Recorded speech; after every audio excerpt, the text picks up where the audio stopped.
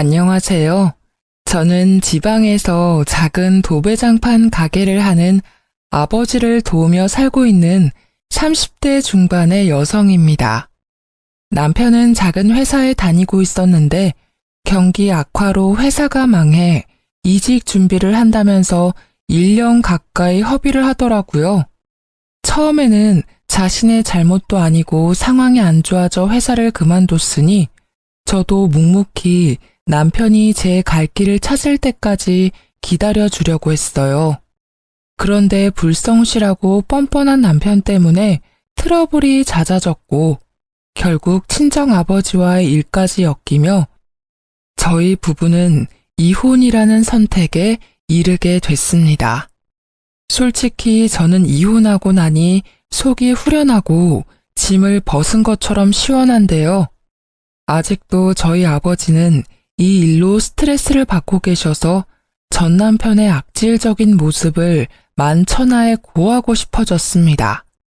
그래서 이렇게 익명의 힘을 빌려 사연을 보내게 됐는데 시간 내어 함께 들어주시면 정말 감사하겠습니다. 남편이랑 저는 친구의 소개로 만나 1년 연애를 하고 결혼했어요. 처음에는 외적인 부분인 부분은 마음에 들었지만 대화를 할수록 재미를 위한답시고 거짓말과 허풍을 떨길래 별로 믿음이 가지 않아서 안 만나려고 했습니다. 그런데 제가 마음에 들었는지 몇 달을 따라다니며 구애를 하는데 어느 순간 진심이 느껴졌고 결국 마음을 열게 되어 결혼까지 하게 됐어요. 지금 생각해보면 제가 처음 느꼈던 촉을 믿고 만나지 말아야 했는데 화려한 언변에 속아 넘어간 것 같아 분하기도 하네요. 어쨌든 저희 부부는 결혼 후에 한동안은 평탄하게 살았어요. 경제적으로 자리를 잡고 아이를 낳고 싶었기 때문에 저는 학교 졸업하고부터 돕던 아버지 일을 더욱 열심히 도왔고 남편도 회사 일을 나름 성실하게 해내는 평범한 모습이었습니다. 그렇게 살다 보면 저희도 아이도 낳고 집도 넓혀가고 여행 가는 재미를 느끼면서 살 수 있을 거라고 막연히 기대를 했었죠. 그런데 남편의 회사가 갑자기 망하면서 저의 소박한 꿈은 물거품이 됐어요. 남편은 원래 무역회사 영업일을 하고 있었는데요. 탄탄해 보이던 회사가 망한 게 충격이 컸는지 이제 영업 말고 평생 할 수 있는 기술을 배워야겠다며 자격증 공부를 준비하더라고요. 그러면서 지게차, 굴삭기, 용접 같은 것들을 알아보는데 저는 직업에는 귀천이 없고 오히려 전문적인 기술을 배우면 오래 써먹을 수 있으니 더 좋은 거란 생각에 완전 찬성했어요. 실제로 저희 아버지도 도배장판 기술로 먹고 사시니까요. 그래서 묵묵히 기다리며 지원을 해줬는데 퇴사 후에 1년이 다 되어 가도록 아무런 성과가 없는 겁니다. 보통 자격증 공부를 하면 아무리 실무적인 거라도 필기나 실기 시험도 치고 학원도 다니고 하잖아요. 그런데 제가 일을 다녀오면 항상 늘어난 러닝바람으로 TV를 보거나 캔맥주를 먹고 있으니 답답하더라고요. 낮에는 뭐 하냐고 물으면 어디 학원을 다닌다, 공부를 한다 이렇게 대답은 잘하는데 솔직히 제가 다 큰 성인을 쫓아가면서 진짜 하는지 안 하는지 확인하는 것도 우스운 일이잖아요.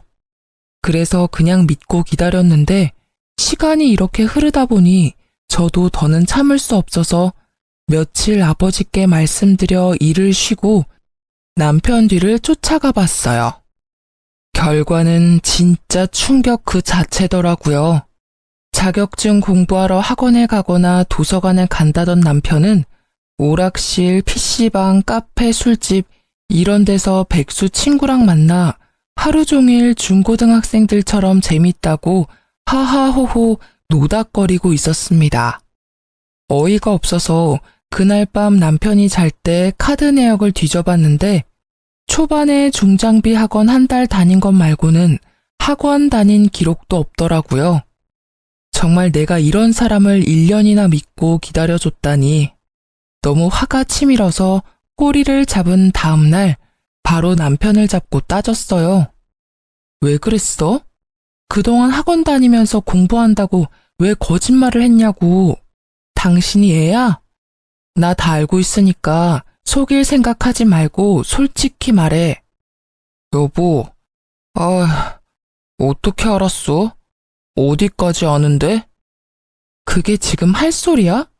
학원 다닌답시고 공부하는 척 해놓고 아무것도 안 하고 친구랑 놀러 다니는 거 내가 다 봤어. 됐냐? 아니 공부를 했는데 자꾸 떨어지니까 당신한테 말하기 쪽팔리기도 하고 그래서 조금 있다가 하자 한 게 이렇게 됐네. 그런데 진짜 내가 일부러 그런 건 아니거든? 나 얼마 전에도 굴삭기 다시 배워보려고 학원 알아보고 있었어.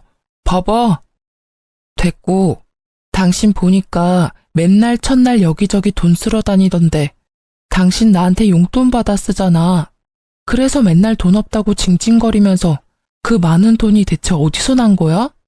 뭐 숨겨둔 비상금이라도 있니? 솔직히 말하면 봐줄 거야?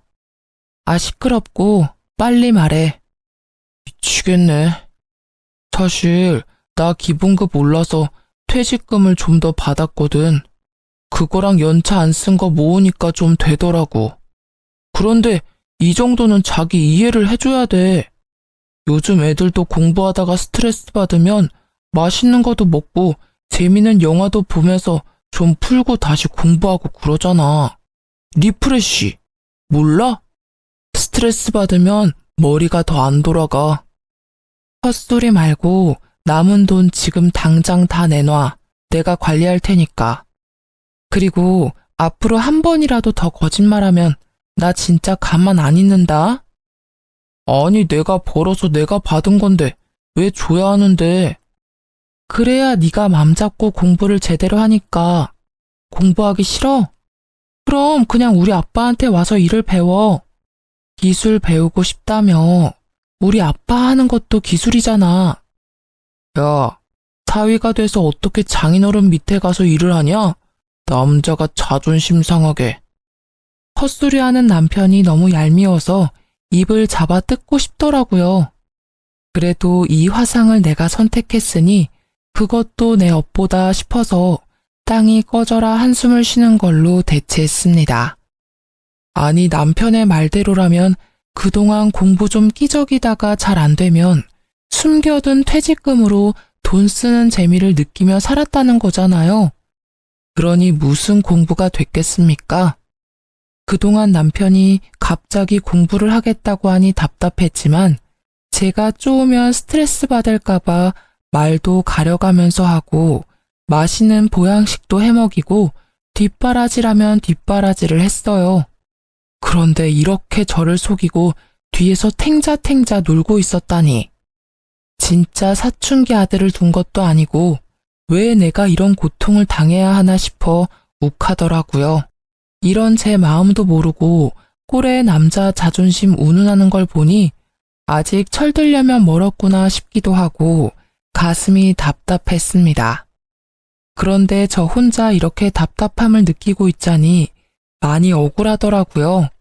그래서 자기 아들이 세상에서 제일 잘난 줄 알고 있는 시모에게 연락해서 못난 남편의 모습을 까발리기로 했습니다. 욕하면서 제 속도 좀 시원해주고 싶었고요. 그래서 보란듯이 전화를 걸었는데 시모 반응이 대박이었어요. 여보세요? 어머니, 저 너무 속이 답답해서 하소연 좀 하려고요. 무슨 일이냐? 집에 뭔 일 있어? 네. 그 1년 동안 자격증 딴다고 회사 일 안 구하고 공부한 거 아시죠? 그런데 알고 보니까 제대로 공부도 안 하고 맨날 놀고 있더라고요. 진짜 중고딩도 아니고. 나이 40 다 되어가는 사람이 이래도 돼요? 저 너무 답답하고 속상해요, 어머니. 아유, 난 또 뭐라고. 우리 아들이 학교 다닐 때 얼마나 공부를 잘했는데 요즘 속이 좀 답답했나 보지. 뭘 그런 거 가지고 전화씩이나 하니? 그냥 믿고 놔두면 제 밥벌이는 다 알아서 할래야. 두고 봐라. 조금 있으면 너 걔 앞에서 이렇게 징징댄 거 후회할 거야. 징징이요? 너무 섭섭해요, 어머니. 아니, 저한테 돈 없다 해놓고선 퇴직금 남겨가지고 그 돈으로 오락실 PC방 다니고 있었다고요.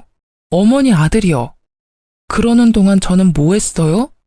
맨날 일하면서 없는 돈 쪼개서 어머니 용돈 드리고 필요한 거 사다 드리고 그랬잖아요. 그런데 제가 속이 안 답답하겠어요? 너 지금 나 용돈 준다고 유세 떠는 거니? 어쨌든 우리 아들이 뼈 빠지게 일해서 모은 돈으로 살면서 준 거 아니야. 그리고 네가 온전히 나한테 돈 준 게 몇 번이나 된다고 그러니? 아무튼 우리 아들 크게 성공할 팔자니까 조금만 더 기다려줘. 아유, 속 시끄러워. 끊는다. 어머니. 최소한 미안해하지는 않더라도 부끄럽다는 반응은 기대했는데 황급히 전화를 끊어버리는 뻔뻔한 심호에 입이 쩍 벌어졌습니다. 남편은 옆에서 실실 웃으면서 콧노래를 부르더라고요. 요즘 세상에 남편들이 비상금 조금씩은 다 만들어둔다고 하지만 이직 준비한다는 명목으로 퇴직금을 종잣돈 삼아 미래는 아무것도 준비하지 않고 띵까띵까 놀았는데 이런 남편을 저보고 이해하고 더 기다리라니 어이가 없더군요. 그렇게 남편과 냉전 상태로 몇 주를 보냈어요.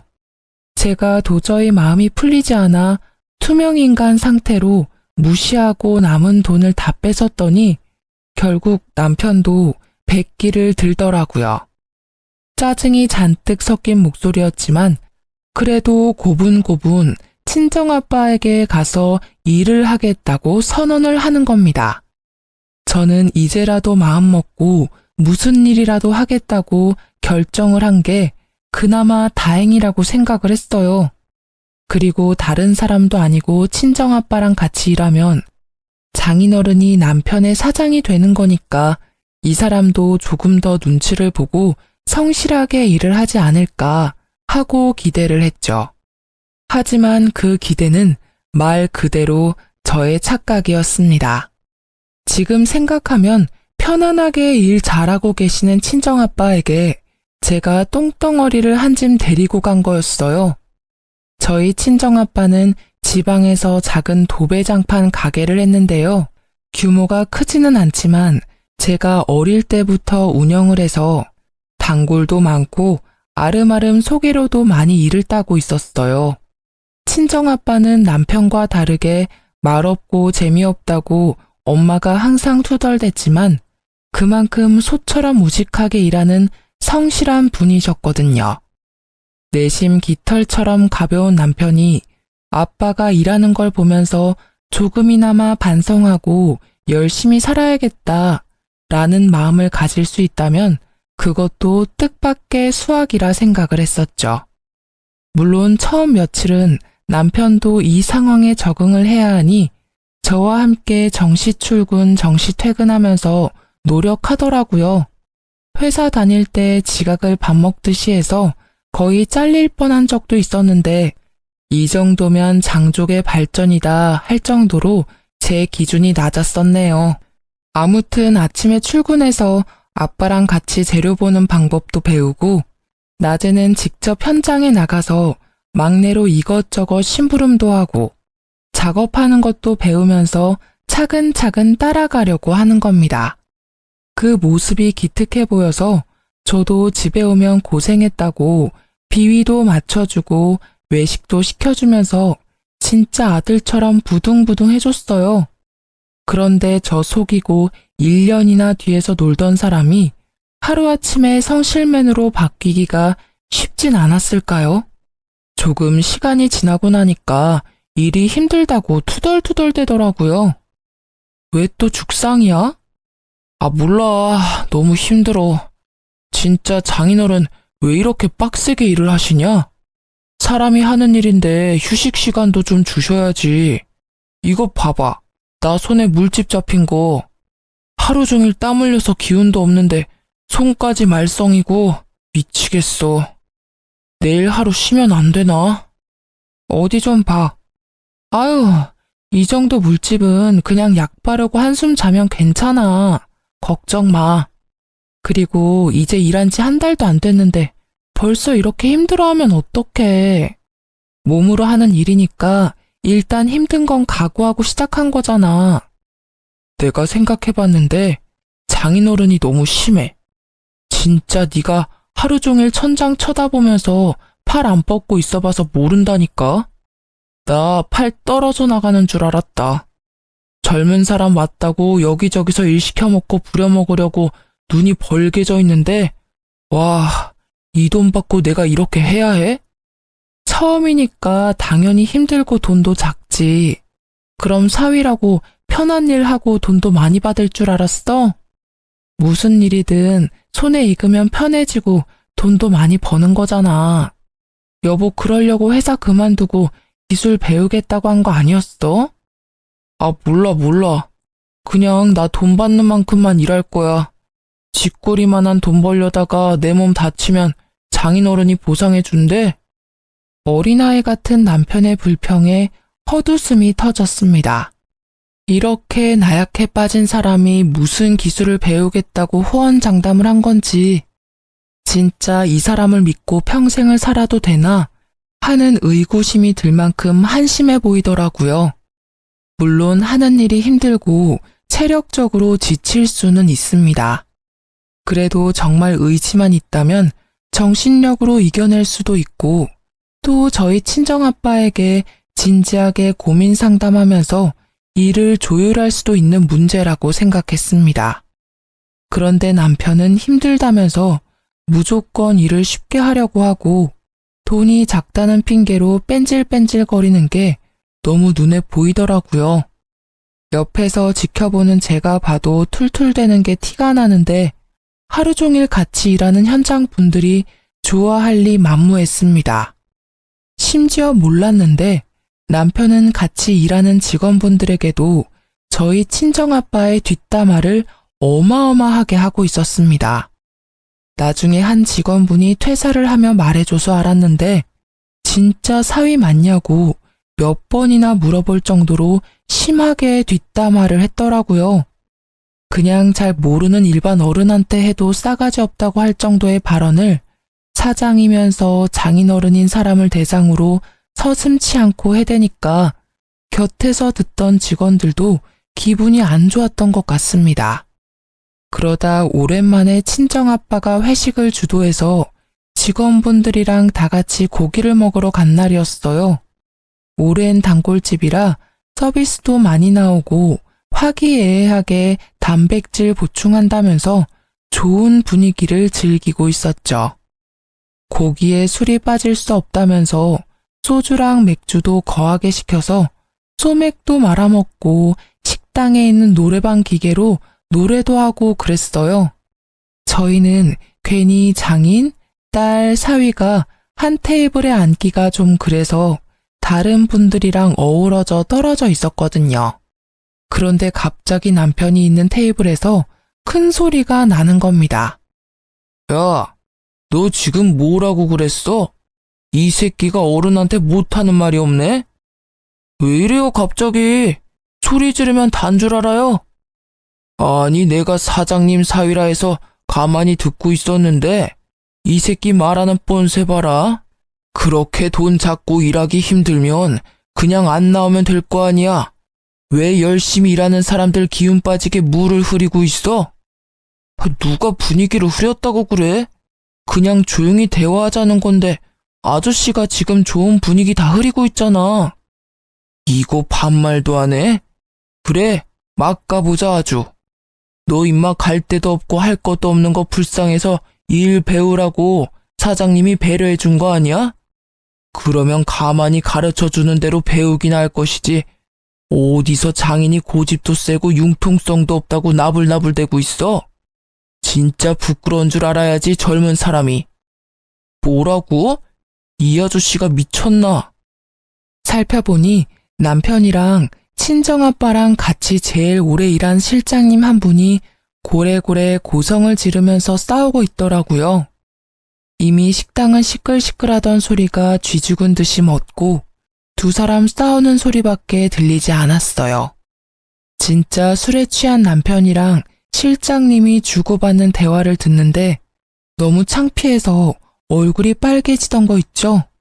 살짝 친정아빠 얼굴도 봤는데 이마에 주름이 잔뜩이었습니다. 부끄러움도 잠시 일단 진정하고 나오라며 남편의 팔을 잡아 끌었어요. 그런데 얼마나 무거운지 꿈쩍도 안 하더라고요. 진짜 미친놈아 제발 나와라. 궁시렁거리면서 부글부글 끓는 속을 다 잡고 있는데 실장님이 불쌍해 보였는지 한숨을 내쉬었어요. 그리고는 진짜 내가 딸내미 불쌍해서 참는다. 잘해라 좀. 하면서 남편 팔을 가볍게 한 대 툭 쳤습니다. 그런데 술 기운에 자격지심까지 발동한 남편놈이 이 터치 한 번에 이성을 잃었는지 갑자기 실장님 어깨를 퍽 치는 겁니다. 가만히 있을 성격의 실장님도 아니라 순식간에 주먹 다짐이 시작됐어요. 진짜 지금 생각해도 아찔하고 쥐구멍에 숨고 싶었습니다. 평화롭게 고기 먹던 회식 장소가 아수라장이 되고 여기저기 비명이 들리고 난리도 그런 난리가 없었어요. 나중에는 누가 112를 불렀는지 경찰도 오고 그랬더라고요. 죄송합니다. 뭐가 죄송해. 여보, 사과하지 마. 뭘 잘했다고 큰 소리야? 빨리 사과드려. 먼저 친 건 이 아저씨인데 왜 내가 사과를 해? 정말 오래전부터 배워온 실장님께 너무 죄송했어요.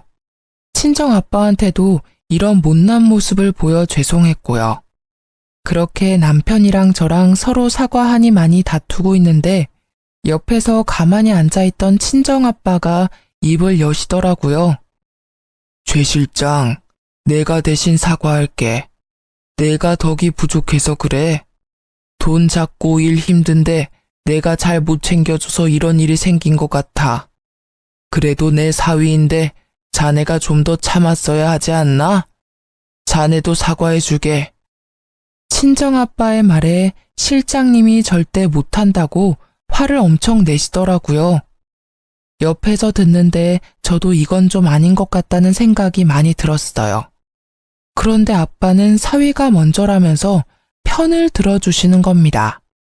그러자 실장님은 끝까지 사위 편을 들면 자기는 같이 일을 못한다며 자기인지 사위인지 둘 중 하나를 고르라고 최후 통첩을 날리셨습니다. 그런데 정말 놀랍게도 친정아빠는 사위는 평생 안고 가야 하는 존재라며 뜻을 굽히지 않으셨고 결국 실장님은 다음 날부터 회사에 나오지 않았어요. 정말 친정아빠와 더불어 초기부터 일을 함께 해온 에이스인 분이라 제가 다 마음이 아프고 안 좋더라고요. 정말 이 거지 같은 남편 때문에 이게 다 무슨 일인지 너무 화가 나서 따지고 싶었는데 친정아빠는 끝까지 남편 편이었어요. 정말 사람이면 이 정도로 자신을 신뢰해줬으면 정신 차리고 열심히 배우려고 노력해야 하는 거 아닌가요? 이날 이후로 에이스였던 실장님이 나간 자리를 남편이 대신해서 친정아빠 일을 도와야 하는데 진짜 배은망덕도 유분수더라고요. 그냥 견적받으러 온 손님인데 괜히 잘 알지도 못하면서 이래라 저래라 훈수를 두니 손님이 짜증나서 그냥 가버리기도 하고 작업하러 가서도 마무리가 꼼꼼하지 못해서 다른 분들이 한 번 더 일을 해야 하는 골칫덩어리가 저희 남편이었습니다. 그러던 어느 날이었어요. 평소처럼 친정아빠 일을 돕고 있는데 이상하게 가게로 견적 상담 문의 전화가 많이 오더라고요. 그래서 이상하다, 운수 좋은 날인가 싶었는데 친구가 SNS 링크를 하나 보내주는 겁니다. 들어가 보니 낯익은 모습들이 나오는데 알고 보니 얼마 전 구축 아파트 리모델링을 한다고 의뢰해서 도배장판을 해줬던 분이 후기를 남긴 거더라고요.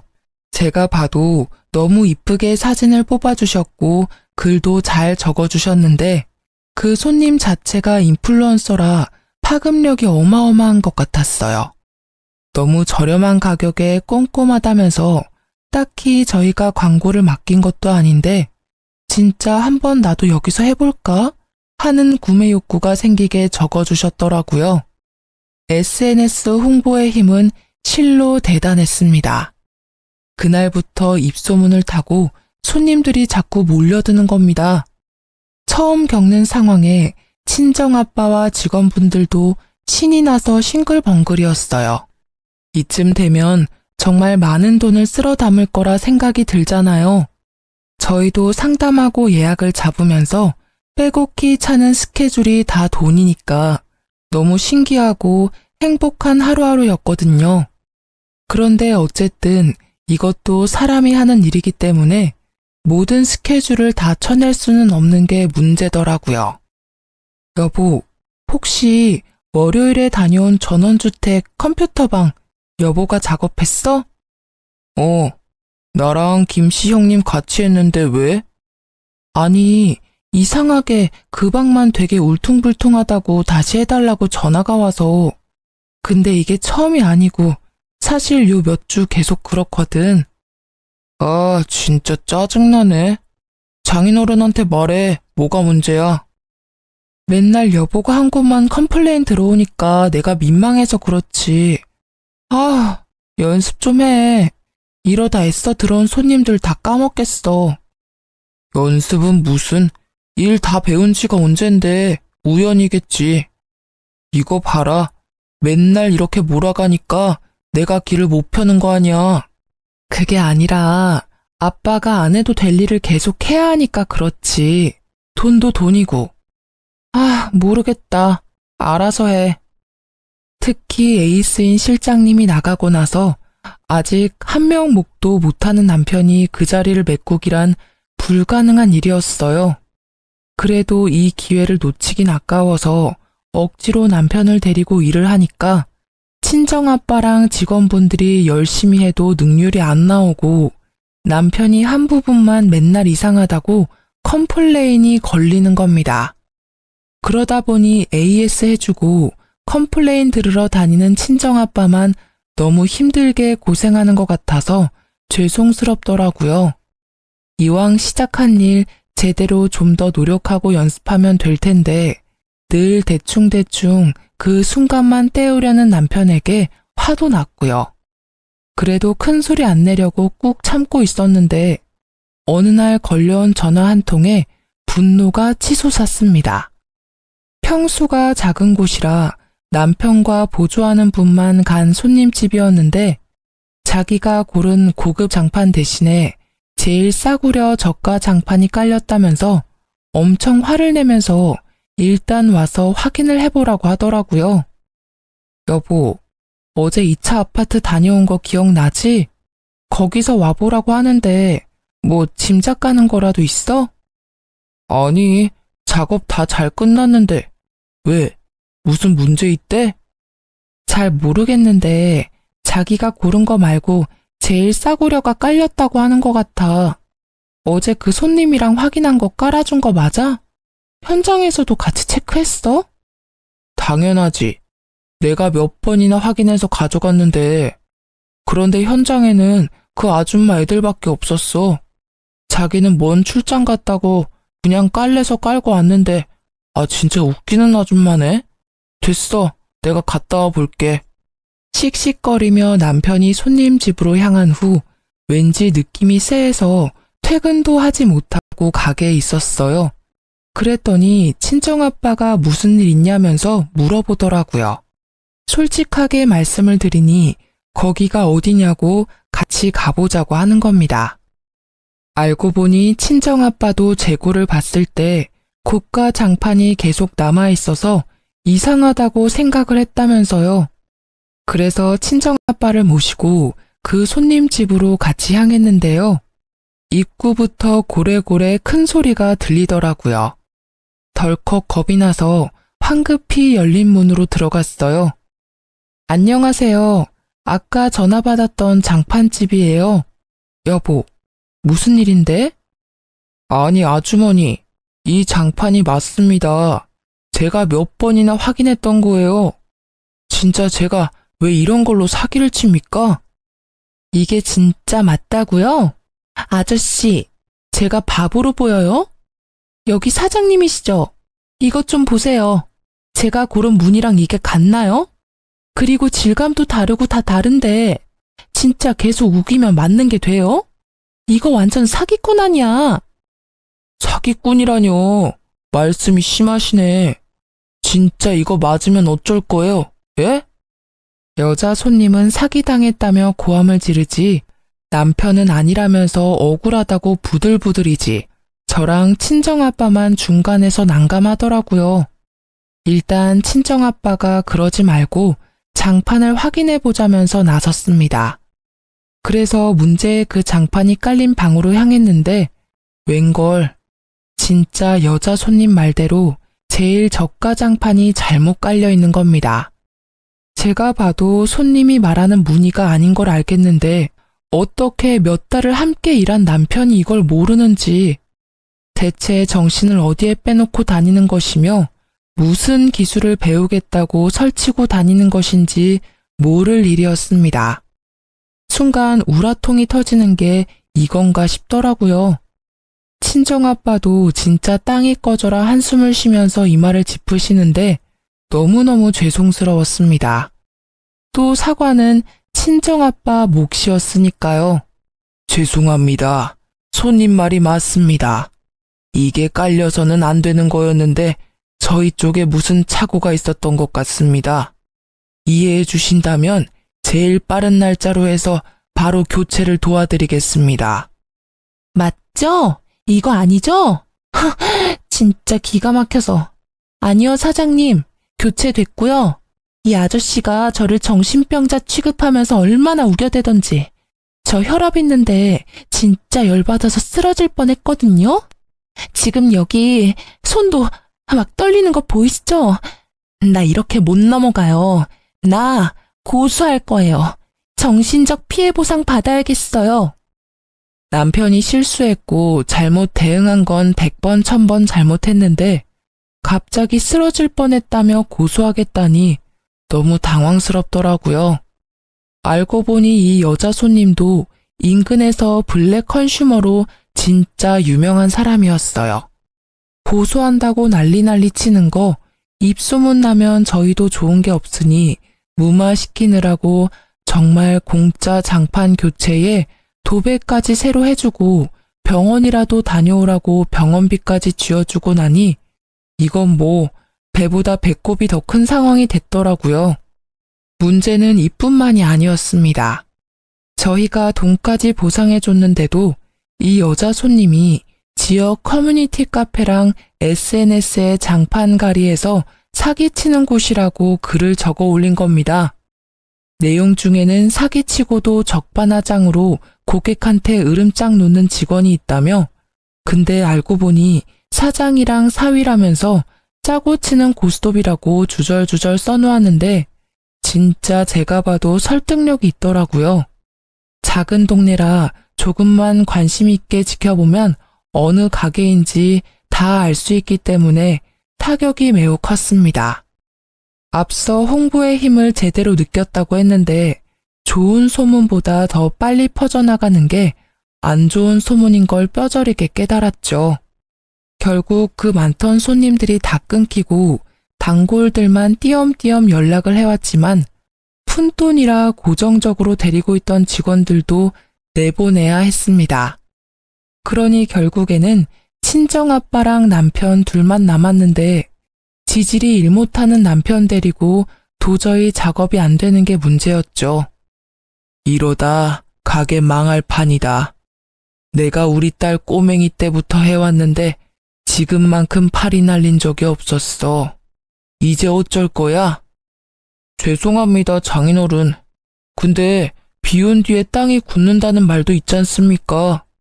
지금 고비만 잘 지나면 또 단골이 있으니까 사람들도 금방 잊고 다시 시작할 수 있지 않을까요? 됐다. 나한테는 그런 좋은 말 해줄 사람 말고 진짜 일 잘하는 직원이 필요해. 예전 실장한테 전화해 줄 테니까 죄송했다고 일 좀 도와달라고 해라. 제가요? 장인어른, 저 너무 자존심 상합니다. 그 사람 많은 데서 저한테 화내고 소리치는 거 보셨잖아요. 제가 장인어른 하나뿐인 사위인데 저 욕하는 건 장인어른 욕하는 거예요. 모르세요? 네 자존심이 문제가 아니다. 나는 말만 번지르르하게 하는 사위는 필요 없다. 실장한테 사과 못하겠으면 그냥 네가 나가. 에? 저 나가면 누구 데리고 일하시게요? 네가 나가면 실장이 들어온다고 했어. 그냥 앞서 일은 다 잊고 살 테니까 조용히 나가서 이제 네 할 일 찾아서 밥 벌어먹고 살아라. 제발 부탁이다. 제가 지금까지 장인어른 뒤치다꺼리 하면서 어떻게 일해드렸는데 저한테 이러세요. 에?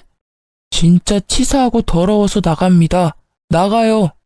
어디 저 없이 한번 잘 먹고 잘 살아보십시오. 배응망덕도 유분수라고 친정아빠한테 버럭하는 남편이 원망스러웠어요.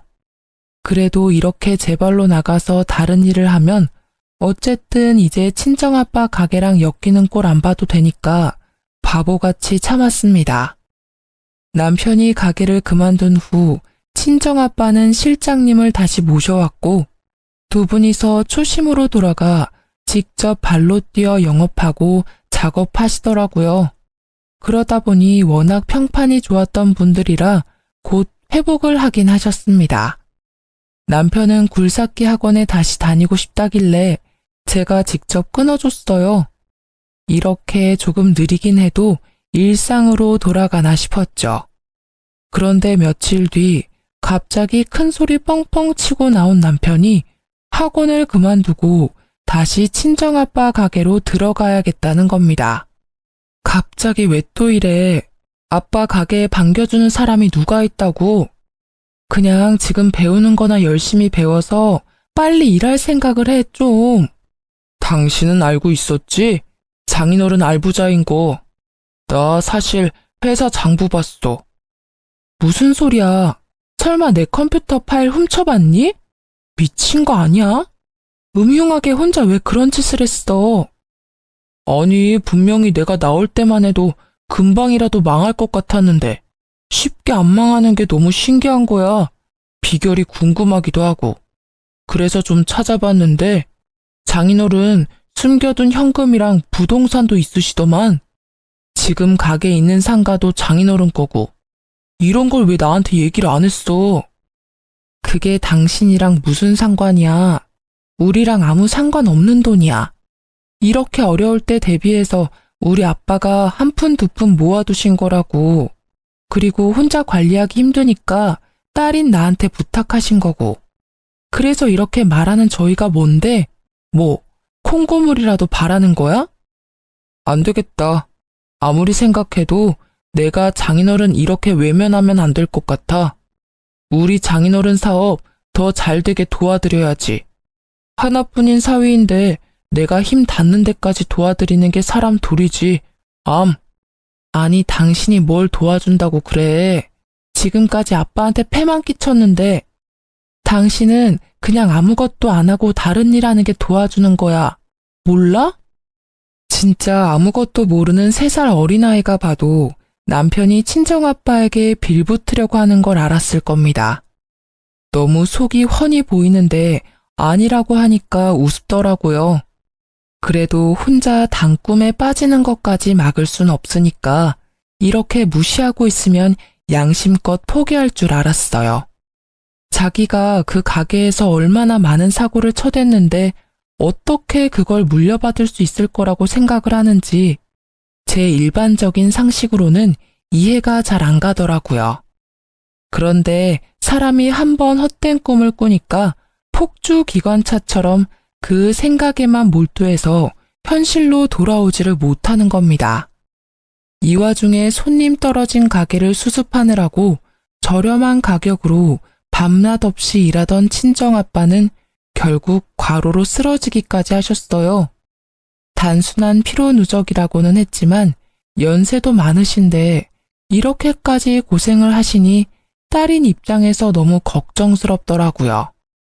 그래서 남편이랑 바로 용돈이랑 먹을 걸 챙겨서 병문안을 갔는데 이 눈치 없는 남편놈은 거기서도 뻔뻔한 말을 계속하던 거 있죠. 장인어른, 좀 괜찮으세요? 괜찮아. 링거 맞고 오랜만에 푹 쉬었더니 아무렇지도 않아. 별일 아닌데 괜히 너희 장모가 연락을 해서 걱정을 시켰구나. 아빠, 이번 기회에 일 좀 그만하고 푹 쉬어. 건강 챙기는 게 우선이지. 가게는 이제 그만 챙겨도 돼. 그래도 평생 읽어온 건데 계속 누워서 나 몰라라 할 수 있나? 기운 차려서 빨리 또 일해야지. 일하던 사람은 계속 일해야지. 누워있으면 오히려 병난다. 에이, 장인어른, 연세도 있으신데 언제까지 일하실 수는 없잖아요. 그래서 말인데 이제는 저한테 좀 맡겨두시고 편히 쉬세요. 제가 정말 정신 차리고 장인어른 대신 열심히 해볼게요. 저 결심했습니다. 제가 장인어른 가게 물려받겠습니다. 순간 귀를 의심했습니다. 어쩜 이렇게 사람이 뻔뻔할 수 있는지 제가 다 부끄럽더라고요. 친정아빠도 황당했는지 날선 눈에서 레이저가 막 나오는 것 같았습니다. 나는 자네한테 물려줄 생각 털끝만큼도 없네. 꿈도 꾸지 마라. 내가 계속 기회를 줬지만 자네는 별로 고마워하지도 않았잖아. 그냥 여기서 그만두고 자네한테 맞는 다른 일 찾아서 하게. 제가 뭘 그렇게 잘못했다고 그러세요? 너무 섭섭합니다. 정말 저 나름대로 열심히 노력했다고요. 노력? 뭐든지 대충대충 수박 겉핥기처럼 하는 그런 걸 요즘은 노력이라고 하나? 어쨌든 나는 말했어. 내 가게 자네한테는 절대 못 물려줘. 꿈깨. 어이씨, 진짜 너무하시네요. 그럼 제가 그동안 일하면서 영업해서 따온 것들도 있으니까 그거에 대한 성과금은 주세요. 제가 너무 억울해서 그거는 따로 받아야겠습니다. 뭐, 성과금? 하! 진짜 듣자 하니 기가 차서 말이 안 나오더라고요. 어쩜 사람이 이렇게 뻔뻔하고 양심에 털이 날 수 있는 걸까요? 이 새끼를 어떻게 처리해야 하나 고민하고 있는데 설상가상 친정아빠는 남편의 헛소리에 스트레스를 받아서 갑자기 숨까지 헐떡이시는 겁니다. 너무 놀라서 간호사를 막 부르는데 남편은 그 와중에도 아랑곳하지 않고 계속 억울하다며 혼잣말만 하던 거 있죠.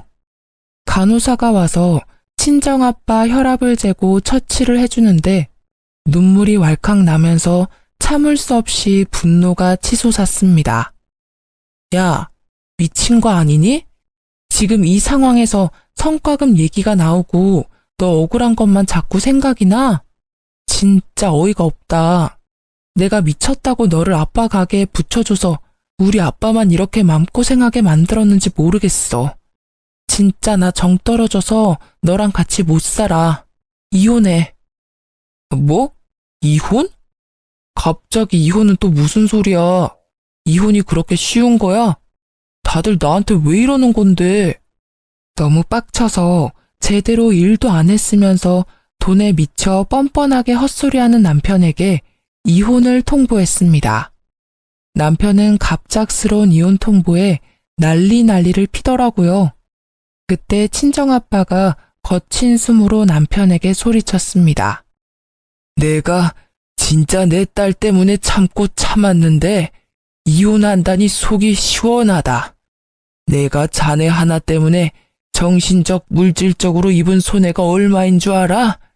그런데 뭐 가게를 물려받겠다? 성과금을 달라?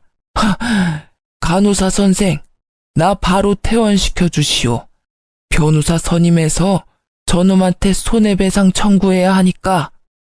뒤늦게 정신 차린 남편이 울며 불며 매달렸지만 저희 부녀는 내 사람에게는 한없이 잘해줘도 한번 눈 밖에 나가면 가차없는 스타일이었습니다. 그래서 바로 변호사를 선임해서 이혼 진행을 밟고 아빠도 그간 가게 일을 같이 하면서 겪었던 일을 정리해 손해배상 청구를 하면서 뻔뻔한 남편의 행태를 고발했어요.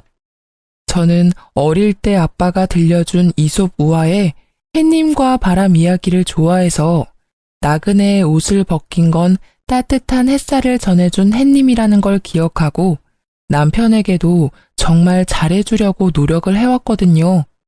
그래서 1년 동안 저를 속이고 탱자탱자 놀았던 것도 눈 감아주려 했고 친정아빠가 하는 가게를 무시하면서 마지못해 일하던 것도 이해하려 했어요.